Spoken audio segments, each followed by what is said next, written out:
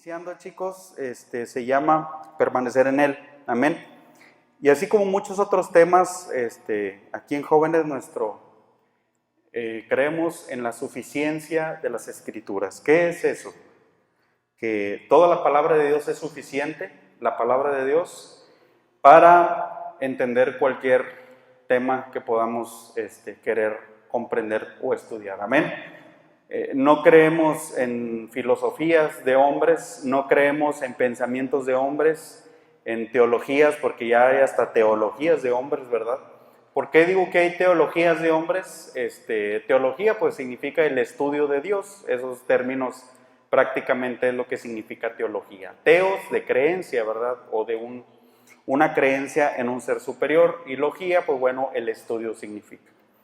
Entonces, ¿por qué digo que hay teologías de hombre, verdad? Porque de repente hay mucha gente que le inyecta sus pensamientos a lo que no es lo que quiso decir Dios a través de esos versos específicamente, le inyectan sus cosas, ¿verdad?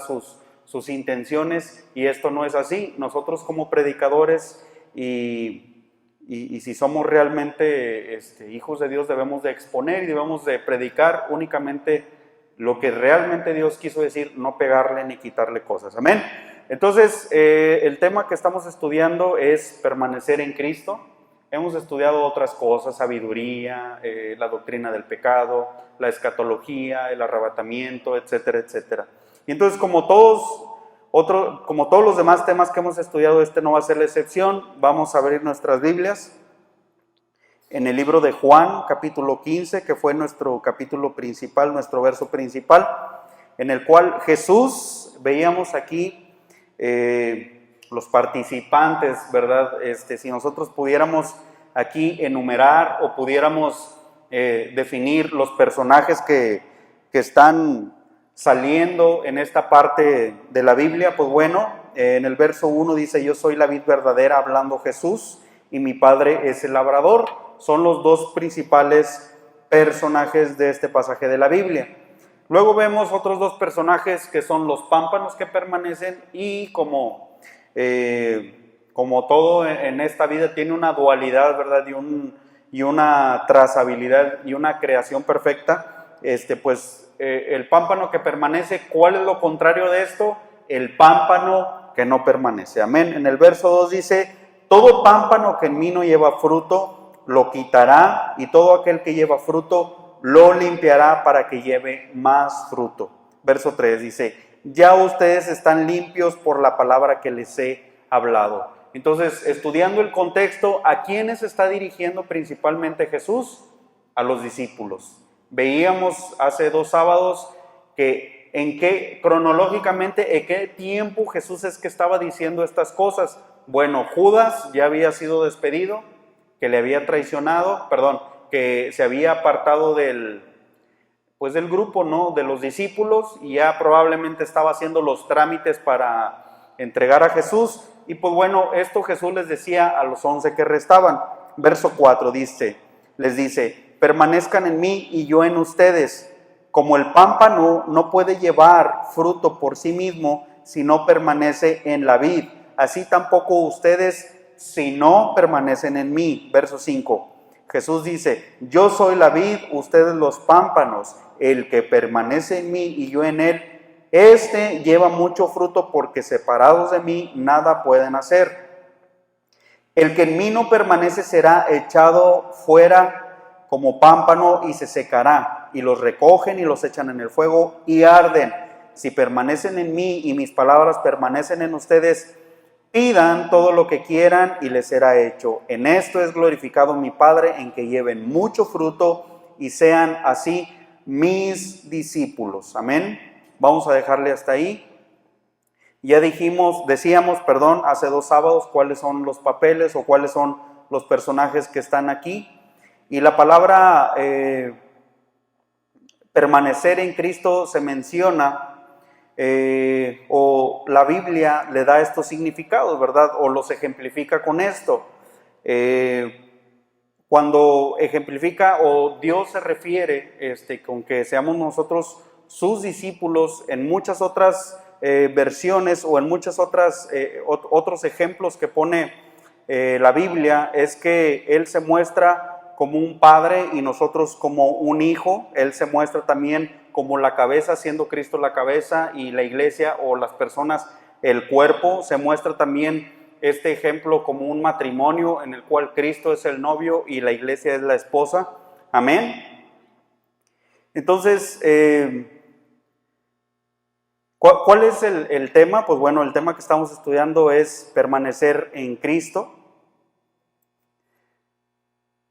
Decíamos hace 2 sábados, perdón que me tarde tantito, es que estoy aquí viendo a ver qué dije y qué ya no dije y qué no debo de decir para irnos más rápido.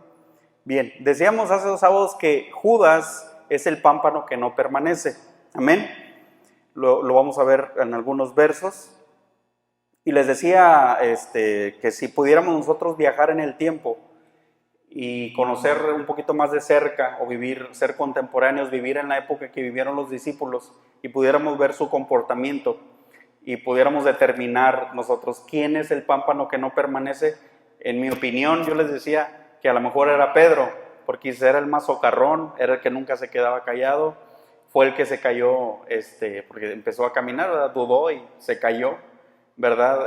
Fue el que negó a Jesús, e hizo tantas cosas, ¿verdad? Y Pedro era esa persona, necia, ¿verdad? Inquieta, así medio socarrona, ¿verdad? Como dicen nuestros padres, ¿verdad? Que realmente era muy quisquilloso, ¿verdad? Y siempre se quejaba por todo, ¿verdad? Y siempre, pero bueno, el Señor, no hay otro tipo de personas que Él pueda escoger o que Él pueda usar. Si tú esperas ser un santo, ¿verdad?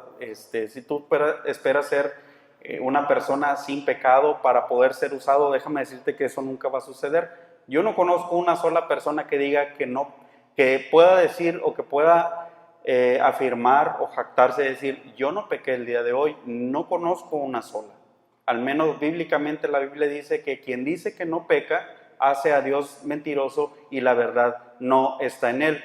Me gustó mucho la frase de un cuate, no sé si fue Paul Washer o uno de esos tantos predicadores, que dice, entre más cerca estamos del Señor, más consciente estamos de la persona más pecadora que existe en este mundo. Y esa persona somos nosotros. Esto es de manera particular. Entonces, eso es cierto, ¿verdad? Cuando nos acercamos más a Dios y le decimos al Señor, ¿sabes qué, Señor? Quiero ser más sensible a tu palabra, quiero ser más sensible a ti, ¿verdad? A tu voluntad, a que tu Espíritu Santo crezca en mí, me redarguya, es decir, me recuerde y me examine y me haga conocer mis fallas, mis pecados. Entonces, en ese momento, si realmente el Espíritu Santo está tratando o trata en nuestras vidas, definitivamente esa persona más pecadora que existe en todo el mundo, debemos de ser cada uno de nosotros, esto en un sentido particular. Amén. ¿Por qué? Porque conocemos la doctrina del pecado, porque conocemos cómo es que opera el pecado en nuestras vidas, y conocemos realmente la Biblia, que es la que nos ha dado esta luz para determinar quién es la persona más pecadora y que inevitablemente, joven, nosotros necesitamos de Cristo para que, me gustó mucho también esta frase, fíjate lo que dice, dice, recordar y confesar el pecado es como sacar la basura. Dice, una sola vez no es suficiente. Me gustó mucho, ¿quién la dice? Cornelius Plantinga lo dijo.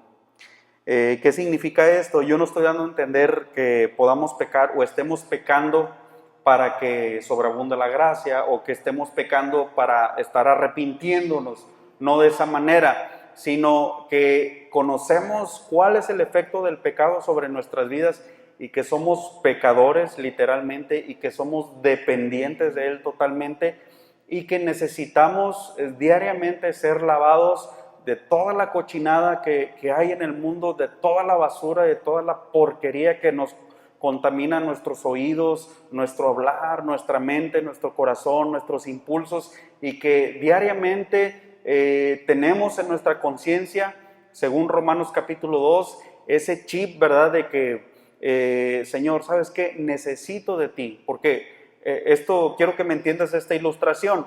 ¿Qué es lo que hace el dolor en una persona? Le avisa, o sea, es un mecanismo de defensa de que la persona está enfermando. O dime tú, Chepe, ¿para qué sirve, por ejemplo, que te duela la cabeza y que estornudes y que de repente se te corte el cuerpo? Pues te está avisando tu cuerpo que hay una infección, ¿verdad? Y que regularmente se concentran aquí, ¿verdad? Cuando estamos hablando de gripa o resfriado, en la garganta, ojos llorosos, moquillo, etcétera. Y es un mecanismo de defensa, ¿verdad? Es un warning, es una alerta que el cuerpo nos dice, oye, algo hay mal en el cuerpo, quizás algo que comiste, te resfriaste, fuiste imprudente en alguna acción que cometiste, ve al médico. De la misma manera nosotros, al ser cristianos y al ser realmente dependientes de Dios, esa conciencia espiritual que nos está diciendo, oye, ¿sabes qué? El día de hoy estás mal en esto, estás mal en tu andar, en tu caminar. Oh Señor, me arrepiento por eso. Ese es un mecanismo que la Biblia le llama conciencia, amén. Y esto no sucede si no es que a través de que el Espíritu Santo esté redarguyéndonos. ¿Y cómo se logra esto? Pues buscándole, amén, permaneciendo en Él, como lo es el tema. Entonces, Judas, volviendo al tema principal, Judas es el pámpano que no permanece. Vamos a ir a Juan capítulo 6, que fue uno de nuestros versos también que estuvimos, de nuestros pasajes que estuvimos ahí platicando.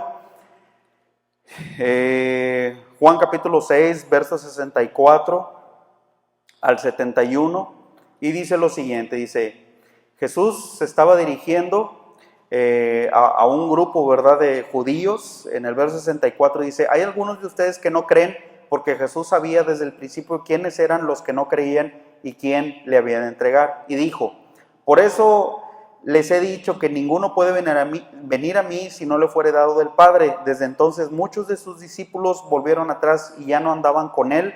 Dijo entonces Jesús a los 12, ¿quieren acaso irse ustedes también? Le respondió Simón Pedro, Señor, ¿a dónde iremos si solamente tú tienes palabras de vida eterna? Nosotros hemos creído y conocemos que tú eres el Cristo, el Hijo de Dios viviente. Jesús le respondió, no los he escogido yo a ustedes los 12 y uno de ustedes es diablo, se está refiriendo a Judas. Hablaba de Judas Iscariote, hijo de Simón, porque este era el que le iba a entregar y era uno de los 12.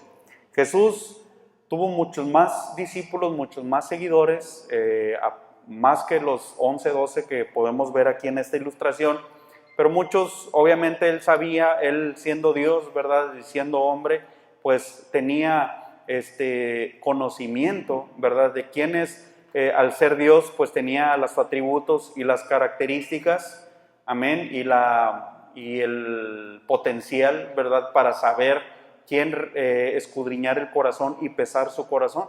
Entonces, muchas personas le seguían, muchas personas le seguían por sus milagros, por lo que él quería hacer. Si echamos a volar nuestra imaginación, obviamente que era una época totalmente distinta. La ciencia, la medicina no era como tal la conocemos el día de hoy. Estaba muy limitada, la gente moría, había pestes, había mortandad, había leprosos, había muchas cosas, había lunáticos. De hecho, nunca antes en el Antiguo Testamento se data de un solo caso de liberación que haya habido en la Biblia. No hay uno solo. ¿Por qué? Porque esto no era posible. ¿Por qué no era posible? Porque el Espíritu Santo aún no había sido revelado, y Jesús, cuando viene y hace su ministerio, les declara la guerra, amén, y él empieza, pues ahora sí, a dar esa potestad, amén, a los seres humanos, ¿verdad?, de pelear con esas entes, ¿verdad?, con esos espíritus malignos, con esos demonios, etcétera. Es por esta razón que muchos ateos pudieran decir, oye, es que ¿por qué los mayores genocidios? ¿Qué son genocidios? Un genocidio son matanzas así masivas. Por ejemplo, Tlatelolco, no sé, la guerrilla en Chiapas, guerrillas en Colombia, el narcotráfico de allá del 2010, ¿verdad? Que hubo más de no sé qué tantos miles de muertos aquí en México, ¿verdad?, que le llamaron la guerra del narcotráfico. Eso se le llama genocidio, ¿verdad?, intelectualmente hablando. Entonces, por eso dicen los ateos, ¿por qué la mayor según ellos, ¿verdad? En su limitado conocimiento, dicen que son los mayores genocidios. No son los mayores, pero no vamos a poner a jugar carreritas de si son o no son los mayores. Pero bueno, ellos dicen que son los mayores genocidios que ha habido a todo lo largo de la historia. Entonces, esto sucedía porque Dios le decía a Israel, ¿sabes qué? Ve y pelea contra ese pueblo, ¿verdad? Porque ellos son impíos, ¿verdad? O la ley dictaba, la ley mosaica en Deuteronomio, que cuando una persona era contaminada, cuando una persona la hallaban en adulterio, cuando una persona practicaba brujería o hechicería, etcétera, todo ese tipo de cosas se contaminaban y no había manera espiritualmente de que esa persona fuera libre de esa contaminación. Es por eso que Dios decía, ¿sabes qué? Córtala del pueblo, porque iba a empezar esa persona a contaminar. Teológicamente la Biblia le llama eso cesacionismo. O sea, cuando viene el sacrificio de Cristo y Cristo les declara guerra y Él manda al Consolador y prácticamente nos da esa potestad a través de su Espíritu, no nosotros, a través de su Espíritu Santo, para pelear ese tipo de batallas, lo hace en el tiempo en el que Él viene y muere. A eso se le llama cesacionismo en la Biblia, o sea, que cesó ese tiempo en que, por eso el día de hoy una persona no puede, lo voy a matar porque hizo brujería. No, ora por él, ámalo, ¿verdad? Bendícelo, abrázalo, ¿verdad? O tantas tonterías que se ven ahí en Facebook, ¿verdad? Que dicen, Dios prometió que tus enemigos besarán el anillo de tu mano izquierda. Tonterías, el Señor dijo que hay mayor beneficio en amar a aquellos que nos persiguen y que nos odian. Ese tipo de tonterías, de cosas de gente que supuestamente publica versos bíblicos que solamente hacen crecer el ego y hacen crecer la vanidad del hombre, de que sí, mis enemigos caerán a mi lado 1000 y 10,000. Son tonterías, o sea, son personas que no analizan sistemáticamente la Biblia, ¿verdad? Cronológicamente la Biblia, y no saben lo que están diciendo. Ya no estamos en ese tiempo o que dicen, estoy esperando la voz de Dios que habla mi vida. La Biblia ya está y no habla tu vida porque no te sientas a leerla. No es que Dios, Hebreos lo dice, ¿verdad? Que Dios, habiendo hablado antes a los profetas de muchas formas y a través de voces, el día de hoy nos ha hablado a través del Hijo. Y hay gente, como las personas que se topó Jesús en este pasaje, que siguen buscando las señales, que siguen buscando las cosas, siguen buscando el misticismo, la brujería, casi, si se le pudiera llamar así, ridículamente la brujería cristiana, porque hay gente que es el único término que se me viene a mi mente, que solamente quiere que se le ericen los cabellos, que quieren saber su futuro. Oye, aquí no es el tarot, aquí no es Walter Mercado. Aquí lo que el Señor demanda de nosotros es que confiemos en Él, que le busquemos en Él. Porque el que ha sido perfeccionado en esto, entonces ha sido perfeccionado en el amor, en el que ya no está preocupado por lo que ha de pasar ni por lo que esté sucediendo, porque su confianza está en Él. Amén. Entonces, a este tipo de personas Jesús se enfrentaba y muchos le seguían por lo que Él podía hacer. Hay muchas personas y muchos cristianos en la realidad y lamentablemente muchas personas toman ese púlpito para decir ese tipo, perdón la expresión, de marihuanadas. Gente pastores, realmente a mí me incomoda bastante, chicos, y lo digo con todo temor y temblor, escuchar ese tipo de predicaciones, me incomoda y hasta me enoja. Gente que le hace así y empieza, ay Señor, a mí me da tanto miedo a hacer ese tipo de cosas, de que, y empiezan con ese tipo de tonterías.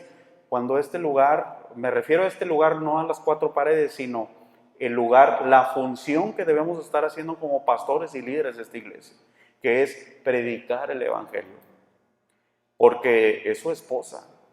Me gustaba mucho esta reflexión de Paul Washer, que en una reunión él dice, él es un pastor que trabaja en la ventana 1040, es un área muy difícil en cuanto a la libertad de culto, ¿verdad? O a evangelizar, creo que es Arabia y por ahí Asia Menor, si mal no me equivoco.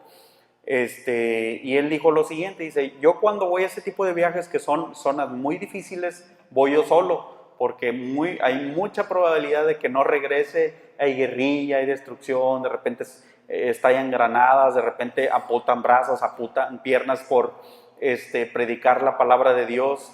Y entonces él dice lo siguiente, dice, entonces eso me lo pueden hacer a mí.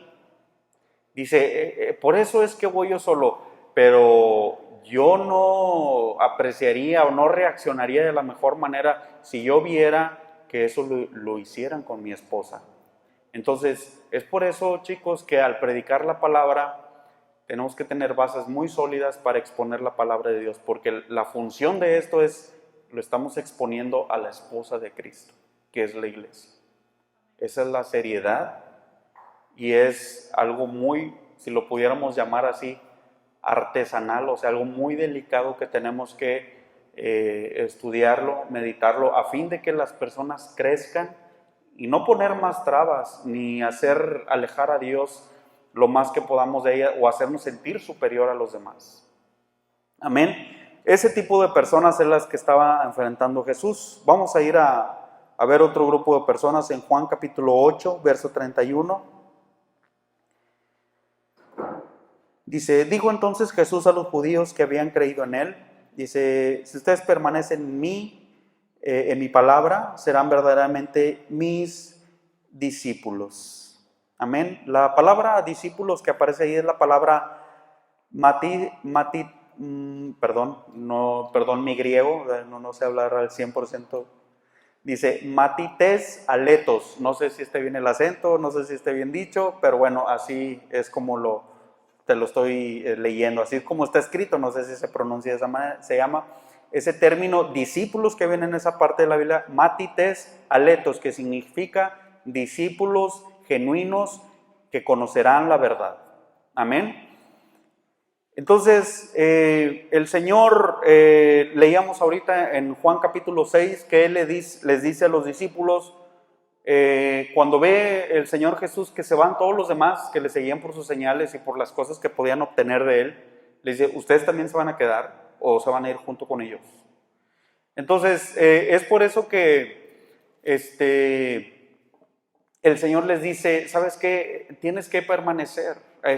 Se vuelve a dirigir a ellos aquí en Juan capítulo 6 y les dice, ¿sabes qué? Entonces, si te has quedado, realmente tienes que ser un discípulo genuino, y esta es la médula, este es el centro, este es el núcleo del mensaje de la serie. ¿Cómo se llama? Permanecer en Cristo. Y para permanecer en Él necesitamos ser discípulos genuinos. Te hablaba hace un momento de cuál es la importancia o cuál es nuestra función como pastores. Nuestra única función como pastores es cuidar delicadamente qué es lo que estudiamos, cómo lo estudiamos y cómo exponerlo a la novia de Cristo, que es la iglesia. Amén. Entonces, como resultado o como bendición de esto, más adelante vamos a hablar, o como promesa de esto, de permanecer en Él, es la salvación. Más adelante hablamos de ello. Pero principalmente para permanecer en esto, y la respuesta de cómo permanecer en Cristo es ser discípulos genuinos de Él. Si no, ahora sí que si no conocemos todas las cosas que acontecen, que todas las cosas que debemos de conocer para nosotros ser ayudados, ministrarnos a nosotros mismos, conocer cómo es que operan todas las cosas, ¿verdad?, en nuestras vidas, y luego también conocer cómo puede operar esto en las personas que son nuevas o que no conocen del Evangelio, y cómo poder expresarles y acercarlos a Cristo. Amén. Es un trabajo sumamente delicado y es una labor muy hermosa. Amén. Vamos a ir a ver a Juan capítulo 13, acompáñame por favor. Jesús una vez más habla de Iscariote, dice en el Juan 13, capítulo 13, verso 10, dice, Jesús le dijo, el que está lavado no necesita sino lavarse los pies, pues está todo limpio, y ustedes están limpios, aunque no todos. Verso 11 dice, porque sabía quién le iba a entregar, por eso dijo, no están todos limpios. Este es un ejemplo, tipológicamente hablando, ¿verdad?, de que Jesús era 100% Dios y era 100% hombre. A eso la Biblia o la teología le llama unión hipostática. O sea, Jesús no era un Dios hombre, porque físicamente y lógicamente eso no existe. Jesús era Dios, 100% Dios, y Jesús era 100% hombre. Amén. Entonces, algo bien interesante que estudiaba en esta semana es que la tentación de Jesús, que Jesús fue tentado como Dios y fue tentado como hombre. O sea, fue tentado como hombre porque vino el primer Adán, así dice el libro de Romanos, y el primer Adán falló, pero hubo un segundo Adán, el cual obtuvo la victoria, que es Cristo. Adán significa un segundo hombre, amén. Es por eso que en la Biblia, en algunos versos, a Jesús le llaman hijo de hombre, amén. Entonces, él vino y triunfó en la cruz y él fue tentado. Entonces, lo asombroso que veía y estudiaba esto es que fue tentado como hombre para demostrar que sí se podía resistir la tentación, pero repasando un poquito los versos donde Satanás lo tienta y le dice, haz que estas rocas se conviertan en pan y que si te avientas vendrán tus ángeles, etcétera, etcétera. Recordarás esos versos. Yo me ponía a analizar, digo, bueno, si yo anduviera un día en el desierto y Satanás se me apareciera y me tentara y me dijera, mira, ven a este table dance, mira, es gratis, todo pagado, y es una junta de trabajo y de negocio, pues es una tentación, ¿verdad? Que yo tengo que vencer y yo tengo que decidir en mi corazón y tengo que echar mano, ¿verdad? Y el Espíritu Santo me recordará todas las cosas. Estamos habilitados y somos muy propensos a sentir este tipo de tentaciones, pero si Él se me apareciera y me dijera, a ver, Miguel, haz que ese abanico se convierta en un avión, en el avión presidencial, ¿verdad? Que están rifando actualmente. Entonces, si yo le dijera y me la pasara 40 horas y 40 días y 40 noches y dijera, a ver, abanico, convierte, no representa ninguna tentación para mí decirle a este abanico, conviértete en avión, porque yo no soy Dios y yo nunca podré tener esa posibilidad o esa capacidad de convertir algo. Jesús sí, porque aparte de ser tentado en la carne, fue tentado como Dios. Y él solamente con pensarlo podía suceder que esas rocas se convirtieran en pan. Y dije, Señor, wow, o sea, esto realmente dije, wow, o sea, es algo que nos vuela así en la imaginación y dices, realmente, Señor, fue asombroso, ¿verdad? Fue perfecto, fue toda una obra de arte, tu sacrificio, tu vida, tu ministerio, fue un ejemplo de vida, ahora sí, ¿verdad? Y es esa persona, ¿verdad? Que la Biblia le llama Jesús, que es nuestro Señor, que es Dios, ¿verdad? Que nosotros nos tenemos que parecer. Amén.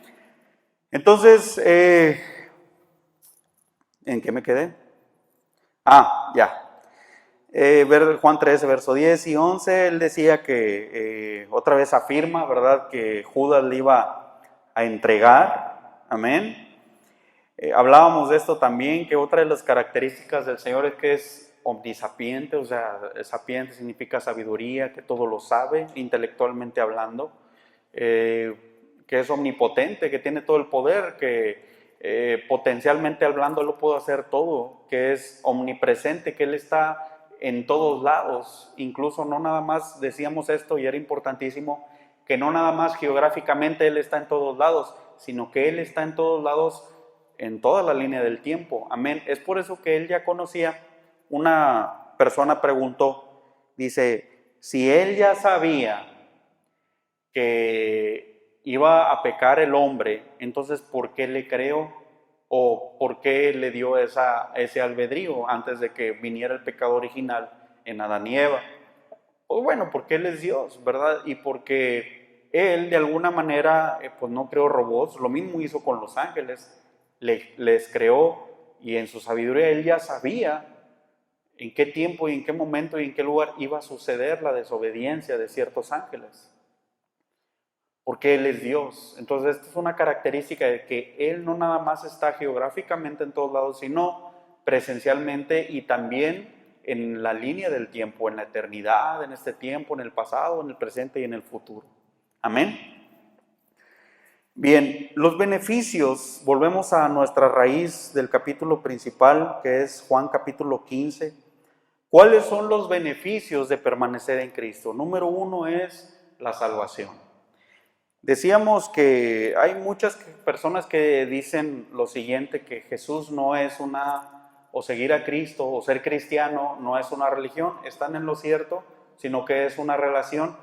Amén. Pero la Biblia no menciona un término así como tal de que diga relación, ¿verdad? No es quizás que venga de esa manera. Mas, sin embargo, podemos entender que es Dios tratando, ¿verdad?, de relacionarse con nosotros, ¿verdad? Entonces yo me ponía a pensar en lo siguiente, dije, ¿qué mentalidad, ¿verdad?, de Dios? No la comprendo, es por eso que somos humanos, ¿verdad? Por eso no lo comprendemos, de que siendo tan cochinos, tan pecadores, tan imperfectos, tan de todo, ¿verdad? Como tú eres, tú te conoces, hazte un autoanálisis como cantábamos hace un momento, Señor, examina mi corazón, Señor, yo soy bien cabezón en esta área de mi vida, Señor, lávame. Así cantábamos, ¿verdad? Entonces dije, qué mente la de Dios, ¿verdad? Tan incomprensible, ¿verdad? Que Él quiere entablar una relación, y no nada más entablar, vamos a hablar más adelante ahorita de eso, quiere hacer morada, y quiere hacer templo, y quiere hacer instrumento, y quiere hacer habitación en nosotros. O sea, una parte de Él a través de su Espíritu Santo en nuestras vidas. Amén. El primer beneficio de permanecer en Cristo. ¿Y cómo es permanecer en Cristo? Discipulándonos. Si tú eres una persona que regularmente no lees la Biblia, no escuchas artículos, te la pasas escuchando canciones, te la pasas viendo predicaciones en enlace, te la pasas viendo ese tipo de cosas, va a ser un nivel muy bajo intelectualmente hablando, espiritualmente hablando, o el crecimiento que una persona pueda desarrollar, o esa relación va a estar muy minada, ¿verdad? Muy separada de Dios. Es por eso que para permanecer en Él tenemos que ser discipulados. Entonces el primer beneficio es que tener la salvación. Amén. Yo creo que la manera correcta de expresarnos hacia la gente que realmente somos cristianos no es que tenemos una relación, sino es que Dios vive a través de mí. Me acuerdo que en un cumpleaños, no sé si el antepasado, el pasado pues fue hace algunos mesecitos. El antepasado, en la oficina saben que soy cristiano y demás. Entonces, en mi cumpleaños me decían, ¡viva Jesús! Y ¡felicidades, Jesús! Y ellos pensaban que me estaban tirando carro. Para mí era, wow, o sea, que te identifiquen con Jesús, no cualquiera, ¿verdad? Y no porque me crean la gran cosa, sino porque Jesús es la gran cosa. No porque yo lo fuera, sino porque Él es. Él es la gran cosa y Él es al que deben de mirar en nuestras vidas. Y gloria a Dios, dije, bueno, en mi vida tan imperfecta, tan tonta, tan fuera de lo especial, que vean a Jesús. Wow, Él pensó que me estaba echando carro, pero para mí era todo un orgullo, ¿verdad? Y era todo un deleite que según Él se estaba burlando de mí, me decía, alabado sea Jesús. Le digo, alabado sea el Señor, amén. Entonces, preferible que te digan, ahí va el borracho, ahí va el mujeriego, ahí va el parrandero, ahí va el jugador, ahí va el no sé qué. Mejor que nos comparen con él. Amén. Vamos a ir ahí mismo en el libro de Juan, pero en el capítulo 14, verso 15 al 21, dice lo siguiente. Dice, si me aman, guarden mis mandamientos. Otra vez Jesús dirigiéndose a quién? A sus discípulos. Verso 16, y yo le rogaré al Padre y les dará otro consolador para que esté con ustedes para siempre. ¿Quién es? El Espíritu Santo. Verso 17, el Espíritu de verdad, al cual el mundo no puede recibir porque no le ve, ni le conoce, pero ustedes le conocen porque mora en ustedes y estará en ustedes. El prefijo en significa es dentro de. Amén. Entonces, esta es la promesa maravillosa, ¿verdad? Y es por eso que yo creo que el mejor término es de que Dios vive a través de mí, más que una relación con Él. Verso 18 dice, no os dejaré huérfanos, vendré a ustedes, todavía un poco, Dice, y el mundo no me verá más, pero ustedes me verán, porque yo vivo, ustedes también vivirán. En aquel día ustedes conocerán que yo estoy en mi Padre y ustedes en mí, otra vez, y yo en ustedes. O sea, Dios está a través de nosotros en nuestras vidas. Amén. Dice, el que tiene mis mandamientos y los guarda, ese es el que me ama, y el que me ama será amado por mi Padre. O sea, esto es, teológicamente hablando, es un parteaguas, chicos, porque es la Trinidad. Escúchame otra vez, es la Trinidad viviendo a través de nosotros. No es que Dios sea una persona con tres cabezas, no, son tres personas distintas. Si no, de otra manera, Jesús debiera de haber dejado de existir el día en que falleció en la carne y regresó al Padre, porque la Biblia dice que hasta Apocalipsis Él sigue sentado y hasta la eternidad a la diestra del Padre. Entonces son personas tres distintas. Génesis capítulo 1 y capítulo 2 habla en plural y dice, Juan capítulo 1 dice, en el principio era el verbo y el verbo era con Dios, o sea, existía con Dios. Entonces esto es maravilloso, chicos, porque la Trinidad vive a través, lo que sí no entiendo es cómo tres personas pueden ser uno solo, eso sí no lo entiendo. Yo creo que lo entenderemos más cuando estemos en el cielo, amén. Entonces dice, el Espíritu Santo morará en ustedes, esa es la promesa que les da. Número 2 dice, yo vivo en ti, el que guarda mis mandamientos. Y luego tercero, es lo que acabamos de leer, dice, y mi Padre, si haces esto, si permaneces en Él, si el Espíritu Santo mora en ustedes, en nosotros, perdón, lo tercero es que dice, mi papá les amará también. Maravilloso. Y luego dice el verso 22, dice, le dijo Judas, no el Iscariote, dice, Señor, ¿cómo es que te manifestarás a nosotros y no al mundo? Perdón, era hasta el 21 nada más. Dice, el que tiene mis mandamientos y los guarda, ese es el que me ama.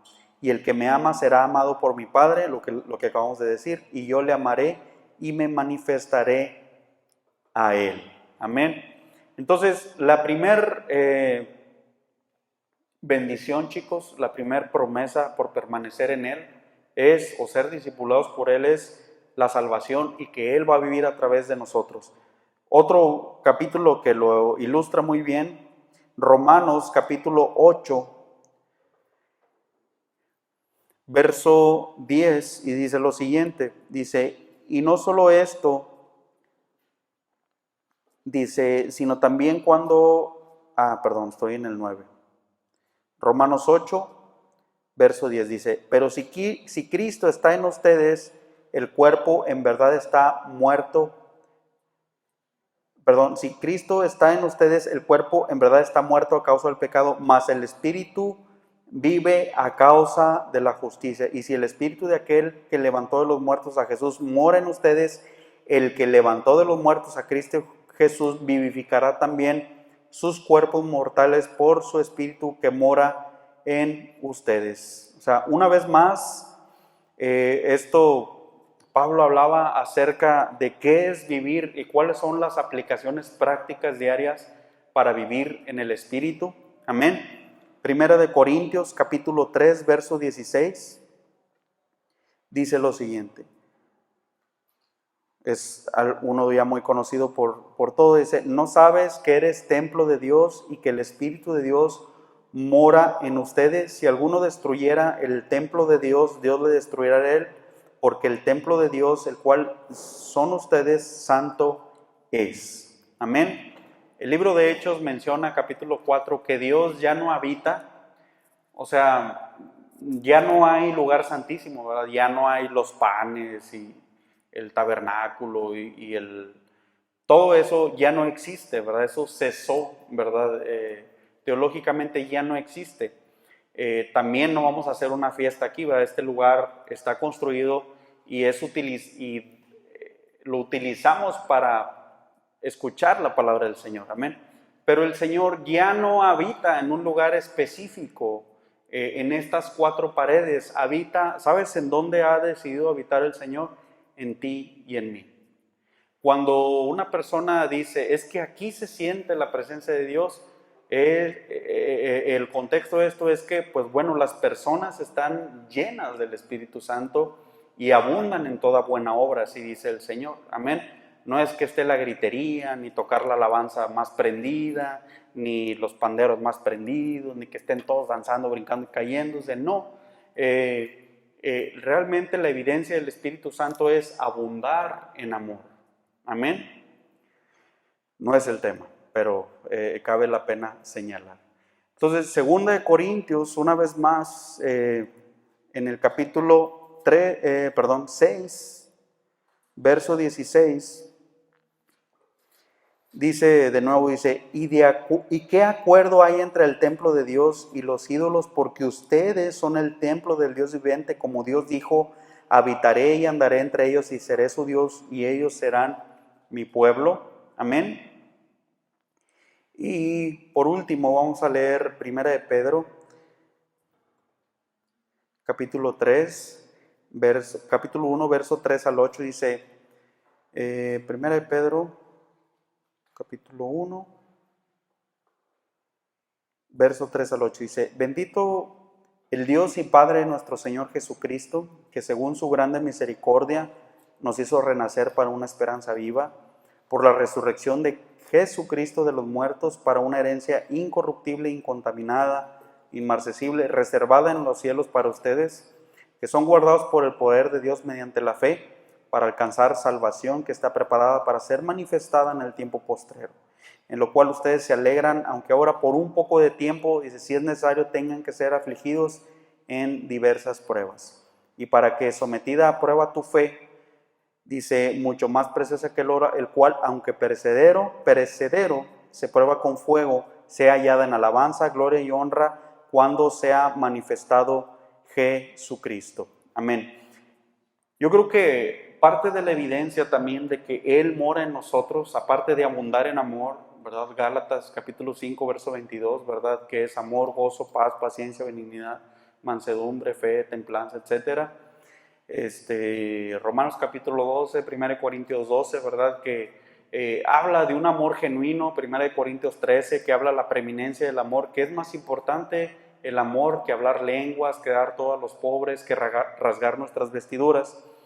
Lo que yo creo que algo bien importante, hay otro verso que dice, sin fe es imposible agradar al Señor. Amén. Entonces, algo bien importante es que nuestra fe, así como decíamos que cuando le duele la cabeza a alguien o le duele la garganta es síntoma o es una alerta de que está enfermo o está por enfermarse, yo creo que así la fe es una alerta, es algo que nos dice, ya es algo que nos da seguridad de que somos salvos en Él. Así como también podemos deducir a través de la Biblia si realmente no somos salvos, particularmente no podemos esto atribuírnoslo y decir, él no es salvo, nosotros vemos según la vista. Pero sí podemos autoexaminarnos a través de la Biblia y decir, realmente soy salvo, y esto es, chicos, bíblicamente hablando, es a través de la fe, en la cual dice, siendo probada, siendo atravesada por el fuego cuando se hallen en diversas pruebas. Amén. Decíamos el sábado pasado, y ya termino con esto, que hay muchas personas que quizás estuvieron a tu lado, sentadas a tu lado, quizás en tu familia, quizás los domingos se sentaba contigo, ¿verdad? Y esa persona, quizás, ahora, lo que estoy diciendo, no lo estoy diciendo de una manera condenatoria, ni para enjuiciar, ni que enjuiciemos a nadie, ni juzgar a nadie. Es decir, se me vino a la mente Lenchito o Juanito. No estoy hablando de eso, sino para entender el verso o el tema que estamos exponiendo, sino que decir, muchas personas que estaban sentadas a nuestro lado, y como lo hemos visto a través de los diferentes grupos y ejemplos a los que Jesús se refirió a las personas que no le seguían, hay personas que ya no están a tu lado. Hay personas que claudicaron, hay personas que se alejaron, hay personas que quizás no son salvas, que quizás... ¿por qué? Porque vino la prueba, la tempestad, y vino alguna circunstancia adversa, difícil, y se demostró, primera de Juan capítulo 2, verso 19, Juan decía lo siguiente, que aquellos que estaban con nosotros era necesario que salieran de nosotros para que se demostrara que no eran de nosotros. Entonces, no en un sentido altivo, pero hay muchas personas que se demostró que no tenían una fe firme, que era una fe falsa, era una fe de papel, era una fe de papel crepé, ¿verdad? Así, sensible, ¿verdad? Porque cuando viene la prueba, yo estoy seguro que muchas de las personas que hasta el día de hoy permanecen discipulándose y permanecen en la fe y siguen buscando a Cristo, como son todos los que están aquí presentes, has atravesado por diversas pruebas. Has atravesado, por ahí dicen, por desiertos, por circunstancias muy adversas, unas muy difíciles. Estuvimos viendo en el campamento, no sé si recuerdan cuando estuvimos, la dinámica esa, ¿verdad? De que a veces los jóvenes somos de que nadie pasa lo que yo paso, yo soy el más odiado de todo el mundo. Y entonces la dinámica sirvió y nos abrió la mente. La torre, no hombre, este cuate ha pasado muchas cosas más difíciles que yo. Entonces, ¿para qué es eso, la prueba de la fe? Eso no lo decidimos nosotros, no te preocupes. Ni podemos pedírsela del Señor, pruébame. Eso no sucede así. Él es sabio, Él nos dará, porque siendo nosotros malos, damos cosas buenas a nuestros hijos, cuanto más nuestro Padre Celestial. Lo que sí sucede es que a veces Él las permite para que se demuestre, porque Él ya sabe qué hay dentro de nosotros. Los que necesitamos saber qué hay dentro de nosotros somos nosotros mismos. Por eso es necesario de que, Señor, examina mi corazón, cantábamos al principio. Señor, ¿qué hay dentro de mí? Y como decíamos la ilustración, ¿verdad? Cuando un maestro, de esos de los más feos que te tocaron, ¿verdad? Esos que te odiaban y buscaban tu cabeza, ¿verdad? Y buscaban tu muerte, ¿verdad? Algunos pudieran decir, no, hombre, hay unos maestros que quizás te reprobaron y que quizás te hicieron ver tu suerte y que quizás tuviste días grises y oscuros, ¿verdad? Y lloraste y crujiste los dientes, pero el día que pasaste la materia, te sentiste el más inteligente de todo el mundo. Yo creo que entendiendo esta ilustración de la misma manera sucede. Por eso dice, acabamos de leer 1 de Pedro, capítulo 1, verso 3 en adelante, dice que es la fe, la prueba de la fe, es mucho más, para un hijo de Dios, es mucho más preciosa que el oro. Por eso hay que agradecer al Señor. Señor, gracias por eso, esa prueba, esa situación difícil, adversa que atravesé, y lo que me has enseñado es que mi fe es verdadera y que realmente soy salvo y que realmente mi fe es fuerte, mi fe es alabanza de tu gloria, es lo que acabamos de leer. Amén. Entonces, chicos, es algo maravilloso, ¿verdad? Que el Señor, a través de que es probada nuestra fe, y para un hijo de Dios es lo más hermoso, ¿verdad? Cuando nuestra fe fue probada o es probada, o a lo mejor está siendo probado actualmente, sabes que descansa en el Señor, y el Señor, pues ahora sí que, aunque en la noche haya dolor, el gozo del Señor vendrá de mañana. Amén. Vamos a orar para despedirnos.